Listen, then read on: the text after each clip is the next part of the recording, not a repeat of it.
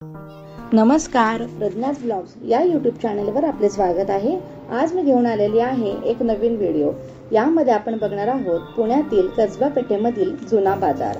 Video शेवटपर्यंत नक्की बघा। व्हिडिओ आवडला तर शेअर करा, लाईक करा। चॅनलवर नवीन असाल तर सबस्क्राइब करून बेल आयकॉनचं बटन दाबायला विसरू नका। पुण्यातील कसबा पेठेत दर बुधवार आणि रविवारी सकाळी 9 ते रात्री 9 पर्यंत हा बाजार असतो। विविध घटकांनी बनलेल्या प्राचीन वस्तू, तांब्या पितळाची भांडी, पिंप, घमेली, कप, चमचे, परात, ताटे, ग्लास सर्व भांडी विक्रीसाठी आहेत।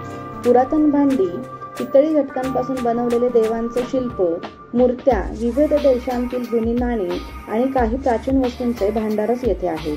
इथे गेला तर तुम्हाला ते वस्तूंची तिप्पट ते चौपट किंमत सांगतात, त्यामुळे तुम्हाला बार्गेनिंग करणे इथे मस्ट आहे। त्याबरोबरच घरात सुशोभीकरणासाठी अँटिक पीस इथे तुम्हाला बघायला मिळतील।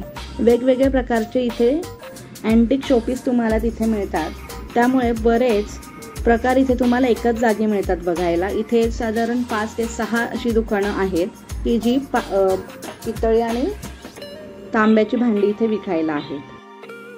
जुना बाजार कुठे भरतो तर कॉर्पोरेशनच्या इथून जो ब्रिज आहे कुंभारवाड्याच्या इथे तो येतो।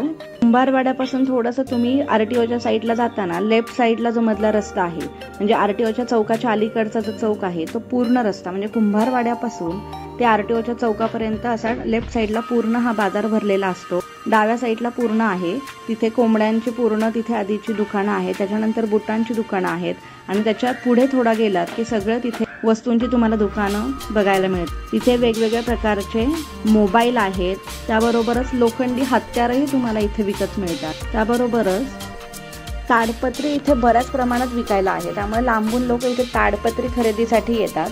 पावसाळ्याच्या आधी बरीचशी गर्दी असते इथे, तेही अगदी तुम्हाला बार्गेनिंगच करून घ्यावं लागतं। तिथे भरपूर रेट सांगितलं जातं, त्यामुळे तुम्ही तिथे प्रत्येक गोष्ट तिथे बार्गेनिंग करूनच विकत घ्या। व्हिडिओ आवडला तर नक्की लाईक करा। धन्यवाद।